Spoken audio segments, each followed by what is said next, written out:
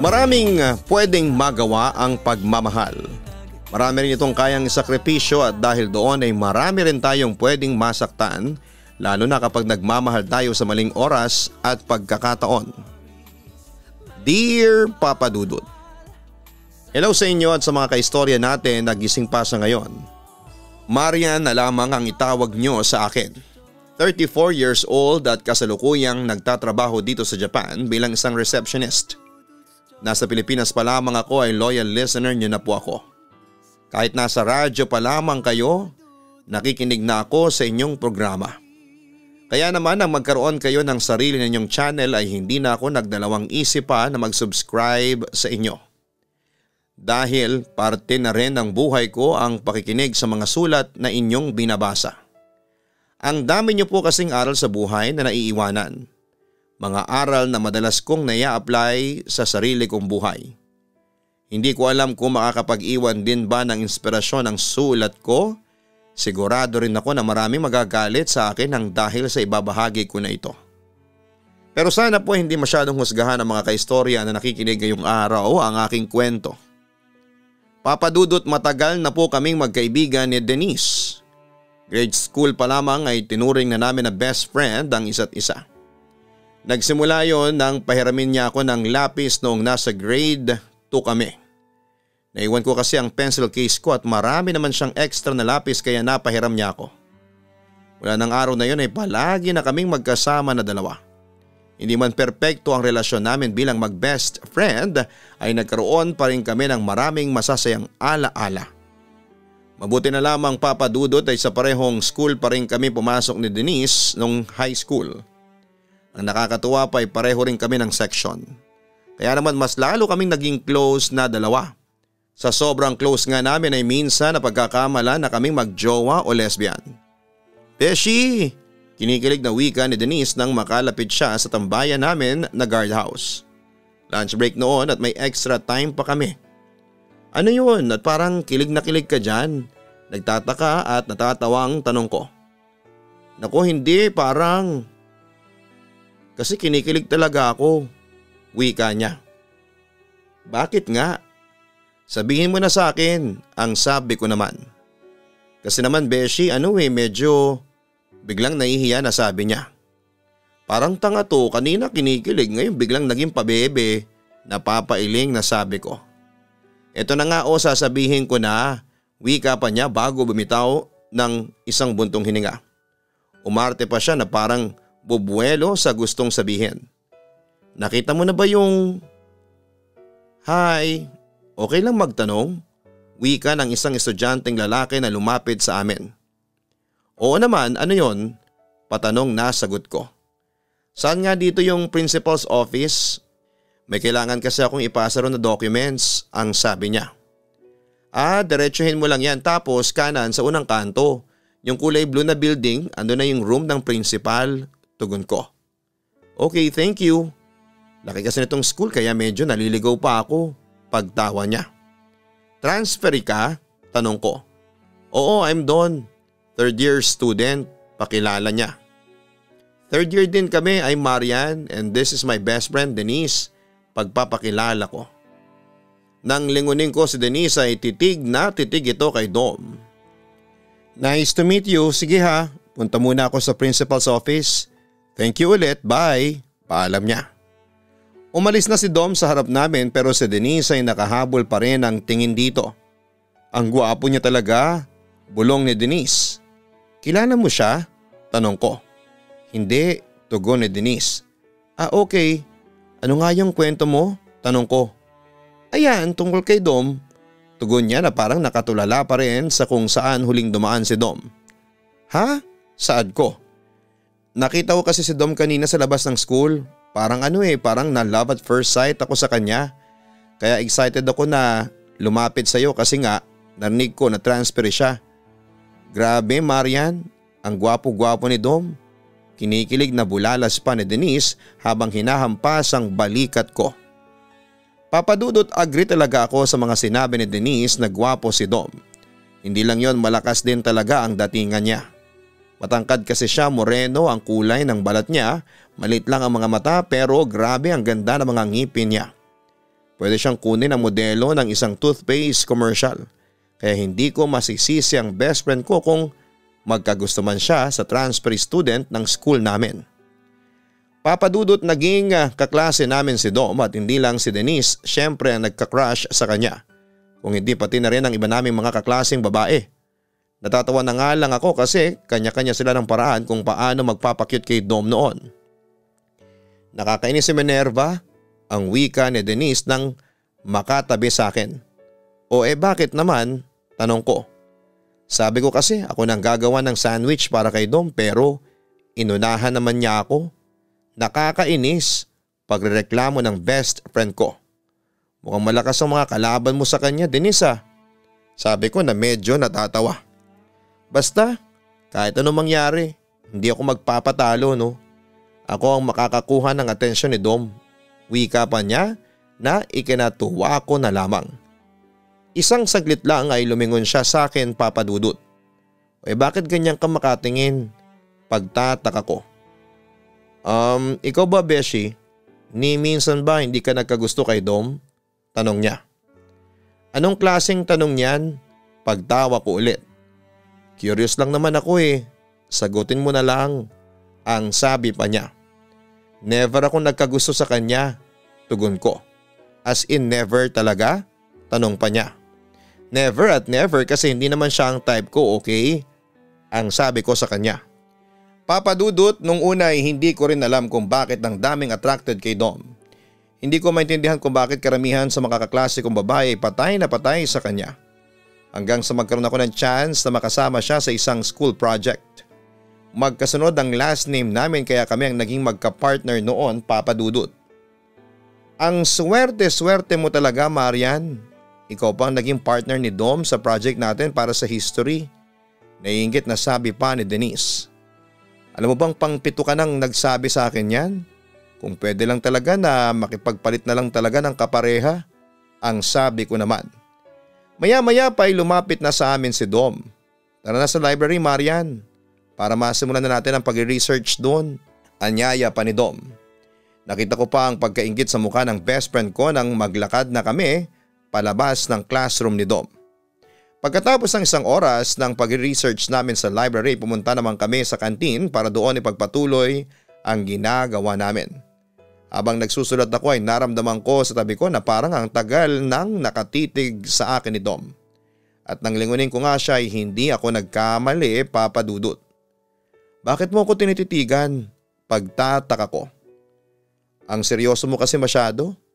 Sa sobrang seryoso mo, malapit nang lumamig tong kape na binili ko para sa iyo, tugon niya. Napatingin ako sa kape na nasa paper cup at katabi ng notebook ko. Ay oo nga pala, sorry. Wika ko bago inabot ang kape na hindi na gaanong mainit. Ang cute mo talaga kahit kailan, nakangiting sabi niya. Kumunot noo ko bago tumingin sa kanya. Anong sabi mo? Tanong ko. Ang sabi ko, ang cute mo talaga, Marian. Ang swerte ko na ikaw ang kapartner ko ngayon. Ang tagal na kaya kitang gustong makasama ng kagaya ngayon. Mabuti na lang at nabigyan ako ng chance finally, ang sabi niya. Bakit mo naman ako gusto makapartner? Nagtatakang tanong ko. Siyempre kasi gusto pa kitang mas makilala, Marian. Tugon niya. Aaminin ko, Papadudot, na may parte sa sarili ko ang kinilig nang marinig ko ang sinabing yun ni Dom. Oo, nagsinungaling ako sa best friend kong si Denise nang tanungin niya ako kung may gusto ko kay Dom. Sinabi ko na wala kahit na ang totoo ay attracted din talaga ako sa kanya.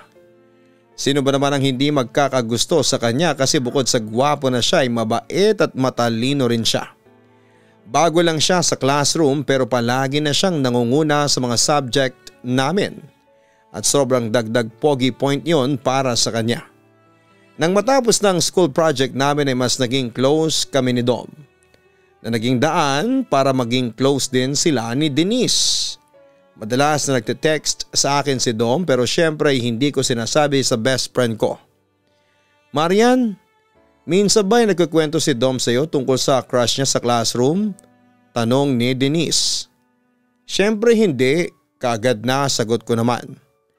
Narinig ko kasi sa ibang kaklase natin na may crush daw si Dom dito sa classroom pero hindi niya nare-reveal kung sino. Naku-curious tuloy ako, ang sabi pa ni Denise. Hindi ko alam kung bakit nakaramdam ako ng kakaibang kaba noon.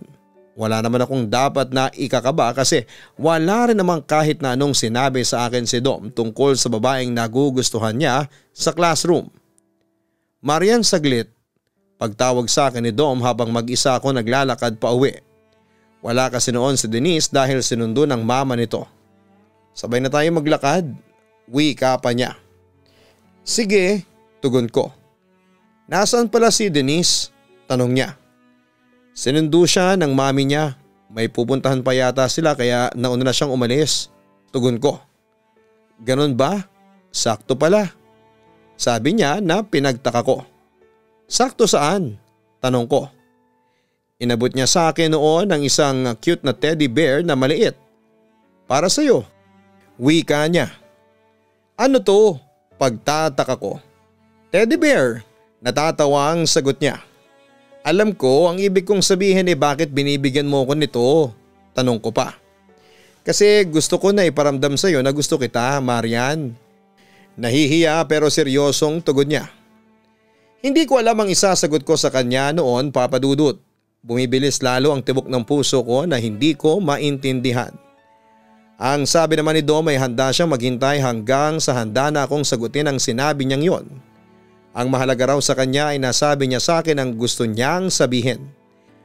Matagal niya ring pinigilan at tinago yon kasi nga alam niya na may gusto sa kanya ang best friend ko. Natakot daw siya na maapektuhan ang pagkakaibigan namin ni Denise. Pero handa raw siya na patunayan sa lahat na seryoso siya sa nararamdaman niya sa akin. Hindi ako sigurado pero ng mga panahon na yun ay parang mag-MU na kami ni Dom, Papa Dudut.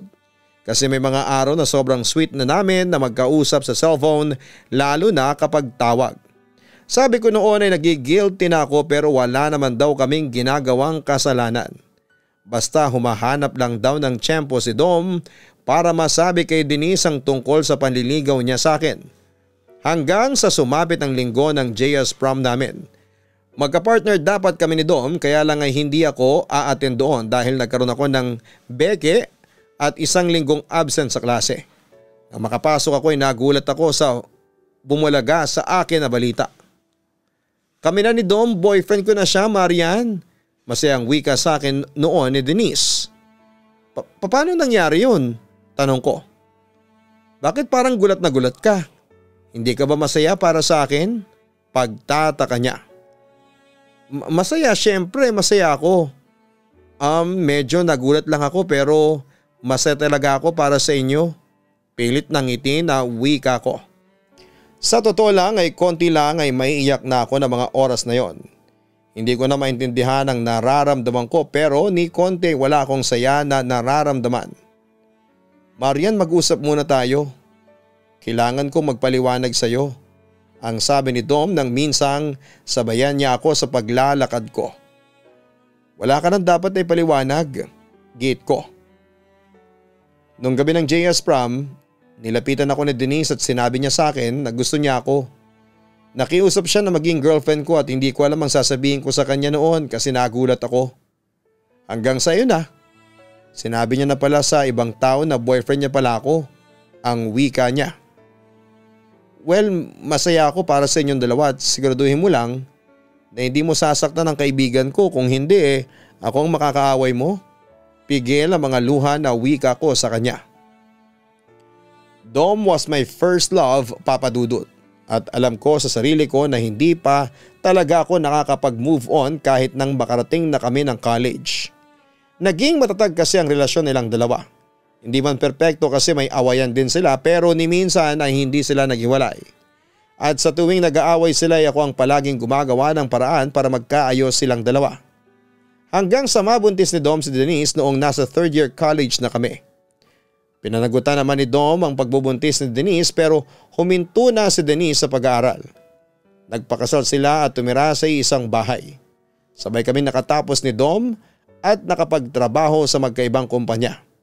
Si Denise naman naging housewife at tagapag-alaga ng anak nila ni Atina. Inaanak ko si Athena at madalas na Mami Ninang ang tawag nito sa akin. Malapit ako sa bata dahil malambing at mabait ito. Sabi ko na nga ba't nandito ka lang? Wika ko nang makita ko si Dom sa resto bar na pinasukan ko. Andun siya sa isang table kung saan ay maraming bote ng alak ang wala ng laman. Naglalasing ka na naman. Nung tumawag sa akin si Denise at sinabi niya na hindi niya alam kung nasaan ka, sabi ko ako na maghahanap sa iyo para hindi na siya umalis ng bahay. Kawawa naman ang anak ninyong si Athena kung maiiwan na mag-isa sa bahay ang bata. Dom, ano ba talagang problema mo? Bakit palagi ka lang nagpapakalasing? Tanong ko pa. Ayoko na, Marian. Gusto ko na makipaghiwalay kay Denise. Ang wika niya. Bakit naman? Tanong ko. Alam mo ang dahilan, Marian. Hindi naman talaga si Denise ang mahal ko mulat sa pool. Nasa iyo ang puso ko. Wika pa niya. Marian, mahal kita at kahit kailan ay hindi nawala yon. Mahal mo pa rin naman ako, hindi ba? Alam ko na mahal mo ako at hindi rin ako nawala dyan sa puso mo. Ang sabi pa niya. Papadudo, tama si Dom sa sinabi niya. Kahit kailan ay hindi talaga nawala ang pagmamahal ko para sa kanya. Oo, nagkaroon ako ng ilang boyfriend pero hindi yun nagtatagal kasi si Dom lamang ang laman ng puso ko. Pilit kong kinalimutan ang lahat ng nararamdaman ko para sa kanya pero bigo ako. Hanggang sa magkaroon na nga kami ng maling relasyon. Mami Ninang, thank you po sa dala ninyong donut para sa akin. Sobrang favorite ko po ito. Masayang wika ni Athena nang makuha niya ang box ng donut na pasalubong ko. You're welcome, Athena, nakangiting tugon ko. Naglakad na papasok ng bahay ang bata at naiwang kami ni Denise sa may sala. Nagkakape kami noon at naglabas si Denise ng pasta para pagsaluhan namin. Masarap siyang magluto talaga kaya palagi ako nag-i-enjoy sa mga pagkain na gawa niya. Marian, kilala mo ba ang kabit ng asawa ko? Tanong ni Denise. Muntik na akong maubo sa mga narinig ko. Mabuti na lamang at napigilan ko ang sarili ko. Ano ka ba, Denise? Alam mo naman kung gaano ka kamahal ng asawa mo. Ang wika ko. Sana nga, Marian. Sana hindi totoo ang hinala ko kasi sa oras na malaman ko na may kabit siya, mapapatay ko talaga siya. Silang dalawa ng kabit niya. Seryosong sabi niya habang gigil sa pagkakahawak niya ng tenedor. Nawalan ako ng ganang kumain pero pinilit ko pa rin para hindi niya ako mahalata. Lumingon naman siya sa akin at gumiti. Siyempre, sinagot ko ang ngiti niya na yon, Papa Dudut. Papa Dudut, sinubukan ko makipaghiwalay kay Dom pero bumalik at bumalik pa rin ako sa kanya. Hindi ko siya magawang lubayan o hiwalayan. Hindi ko magawang tapusin ang maling relasyon naming dalawa. Masaya ako kahit alam ko sa sarili ko na mali ang ginagawa ko at may kahati ako sa puso niya. Hanggang isang madaling araw ay nagising ako sa pagring ng cellphone ko.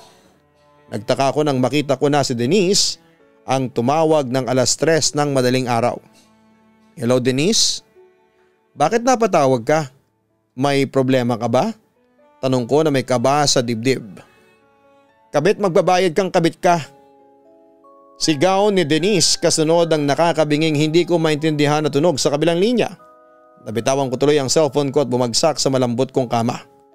Sobrang lakas ng kabog ng dibdib ko na parang anumang oras ay lalabas na ang puso ko mula dito. At bahagya pa akong napapitlag nang muling biglang tumunog ang cellphone ko. Dahan-dahan kong inabot ang cellphone at nakitang si Dom ang tumatawag. Hello? May kabang wika ko. Marian, pwede bang pumunta ka dito ngayon sa bahay? Si Denise kasi wala na siya, Marian. Nagpakamatay si Denise. Garalgal ang boses na wika ni Dom. Papadudot, hindi ko alam kung nananaginip lamang ba ako nang marinig ko ang galit na boses ni Denise bago ang tawag na yun ni Dom. Pero hindi pa rin ako makapaniwala sa ginawa ni Denise sa sarili niya. Nagbigti ito sa mismong kwarto ni Athena. Kitang-kita raw ng bata ang nakabigti at wala ng buhay na katawan ng mama niya. Tulala si Athena pero hindi umiiyak. Nakatingala lamang ito sa malamig na katawan ni Denise. Papadudo, tinulungan ko si Dom sa pag-aayos ng burol ni Marian. Wala na kasi siyang ibang pamilya kaya ako na ang tumulong sa kanya. Athena, matulog ka na. Alam kong pagod ka na rin. Wika ko nang habang inaayos ko ang kama ni Athena. Nakangiting sumunod ang bata at humiga sa kama. Bago siya pumikit ay ngumiti siya pero hindi sa akin kung hindi sa may bandang likuran ko. "Good night mama," ang sabi pa niya bago tuluyang pumikit. Binalot ng kung anong kilabot ang buong katawan ko bago ako dahan-dahang lumingon sa likod. Wala akong kahit na anong nakita kung hindi… Teka, bakit nasa may upuan ng isang pamilyar na teddy bear? Nilapitan ko yon at hindi ako pwedeng magkamali. Yun ang teddy bear na ibinigay sa akin noon ni Dom. Pero paanong napunta ito sa kwarto ni Athena? Papadudot sa ilang araw na burol ni Denise ni minsan na hindi ko nakitang nalungkot o umiyak si Athena. Para bang wala lang sa kanyang mga nangyari. Kahit 9 years old pa lamang siya noon ay sigurado ako na naiintindihan na niya ang mga nangyayari. At sa araw ng libing ni Denise ay lahat kami noon ay umiiyak at nagluluksa pero si Athena ayon at nakangiti pang kumakaway sa may tabi ng kabaong ng mama niya. Masaya itong kumakaway na parang may kausap. Sa tingin ko'y kailangan na nating ipatingin si Athena sa isang child psychiatrist. Suhestyon ko. Kailangan pa ba yun? Wika ni Dom. Oo naman Dom. Mukha lang okay ang bata pero sigurado ako na may trauma siya sa mga nangyari. Giit ko. O sige bahala na. Titingnan ko kung kailan ko siya madadala sa psychiatrist. Ang sabi pa niya bago siya naglakad paalis ng kusina. Papadudot ang sabi ni Dom ay wala naman daw silang nagiging pagtatalo ni Denise bago ang gabi ng pagpapakamatay nito. Masaya pangaraw sila na nagsasalo-salo sa hapunan kaya wala siyang hinala na gagawin yon ni Denise. Athena, ito na ang gatas mo. Wika ko na makapasok ako sa kwarto ng bata. Nakita ko siyang nasa kama at balot na balot ng kumot. Athena, tulog ka na ba? Inumin mo itong gatas at vitamins mo. Wika ko bago lumapit sa kanya. Nilagay ko muna ang baso ng gatas sa maliit na lamesa bago ko siya hinawakan. Nagtaka ko nang maramdaman ko na malambot yon kaya hinila ko na ang kumot at napatras ako nang makitang unan lang ang nandun. Katabi ang lumang teddy bear na binigay sa akin noon ni Dom. Tinapon ko na yon kaya paanong napunta pa yun doon? Mga taksil traidor! Sigaw ni Athena na nasa may likuran ko. Bigla siyang sumugod sa akin at sa pagkakagulat ko ay natumba ko sa sahig kasunod ang mahigpit na pagkakasakal niya sa akin. Athena! Athena, bitawan mo ko. Hindi na ako makahinga. Pakiusap ko. Anong pakiramdam ng hindi makahinga, Marian? Anong pakiramdam ng nauubusan ng hangin? Ganyan ang pakiramdam ko ng dahil sa'yo. Ikaw ang pumatay sa akin, Marian. Kaya papatayin din kita. Si Athena ang sumisigaw pero hindi ko alam kung bakit parang boses ni Denise ang naririnig ko. Malit lang din ang kamay niya pero hirap na hirap ako na tanggalin yon sa liig ko. Napakalakas niya para sa maliit na bata na katawan niya. Nagsisimula na akong maubusan ng hangin nang sa wakas ay biglang bumukas ang pinto at pumasok si Dom. Athena? Nagawang ilayo ni Dom ang anak niya sa akin. Hinabol ko ang paghinga ko nang bigla na lamang mawala ang malay ni Athena. Papadudot sa linggo ring yon, nag-decide si Dom na dalhin sa isang child psychiatrist si Athena. Gusto ko sanang sabihin na sa albularyo o pari siya dalhin pero ayoko magmukhang tanga kay Dom. Kaya lang habang tumatagal ay parang mas lalong lumalala si Athena. Madalas itong tulala at tumatawang mag-isa at kapag nakikita ko ay sumisigaw at nagmumura. Nang mga panahon na yon ay doon na ako kay Dom nakatira dahil natuloy na ang relasyon naming dalawa. Pero never akong pinatahimik ni Denise. Paulit-ulit niya akong pinaparamdaman sa panaginip at sa mismong kwarto nilang mag-asawa. Nakakaramdam ako noon ng galit niya hanggang sa aminin sa akin ni Dom na nung gabi na nagpakamatay si Denise ay nagkaroon talaga sila ng pagtatalo. Nalaman na raw ni Denise ang tungkol sa amin kaya umamin na rin si Dom at sinabing makikipaghiwalay na kay Denise. Nakiusap si Denise na huwag yung gawin ni Dom pero buo na raw ang desisyon ni Dom na ako ang piliin. Doon na pumasok si Denise sa kwarto ni Athena at nagpakamatay. Papadudot pumayag na rin si Dom na dalhin namin si Athena sa isang pare para pabasbasan at dasalan. Hindi naging madali ang lahat dahil palagi nagwawala ang bata. Pero hindi kami sumuko at nang makita ko na unti-unting bumuti ang lagay ni Athena ay nag-decide na akong makipaghiwalay kay Dom. Ayaw niya nung una natanggapin yon pero wala rin naman siyang magagawa dahil buo ang loob ko. Alam ko kasi na hindi kami matatahimik pare-pareho kapag tinuloy namin ang kasalanan na nagtulak kay Denise para wakasan ng buhay niya. Ngayon ay may asawa at anak na ako at dito na ako ngayon sa Japan nakatira. Si Dom naman ay nakikita ko sa Facebook na may bago na ring partner. May ilang litrato na silang magkasama na parabang nakikita ko minsan ang malabong imahe ni Denise. Hindi ko alam kung dala lamang ba yon ng malikot na imahinasyon. Ang mahalaga ay tahimik na ang buhay ko. Marami pong salamat sa oras na mabasa po niyo itong sulat ko. Lubos na gumagalang, Marian. Marami tayong pagkakamali na pwedeng magawa sa buhay natin. Wala naman kasing perpektong tao sa mundong ito. Ang mahalaga ay alam natin kung paano ang magsisi at humingi ng kapatawaran. Siguro iisipin natin na huli na ang lahat pero kung marunong tayong magsisi sa mga kasalanang nagawa natin ay hindi ipagkakait ng poong may kapal ang kapatawaran na nararapat para sa atin. Mag-subscribe sa Papa Dudut Family YouTube channel at Kaistorya. Sana po ay suportahan niyo po ang dalawa ko pang channel. Maraming salamat po sa inyong lahat. Ang buhay ay mahiwaga, laging may lungkot at saya. Sa Papa Dudut Stories, laging may karamay ka.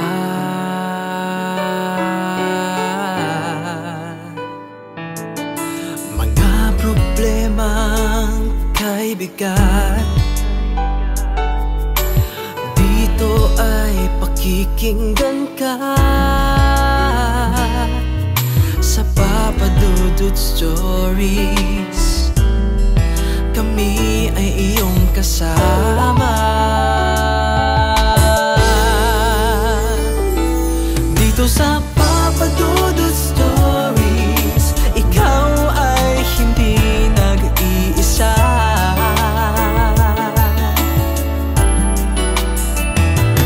Dito sa Papa Dudut Stories, may nagmamahal sa'yo. Papa Dudut Stories, Papa Dudut Stories, Papa Dudut Stories.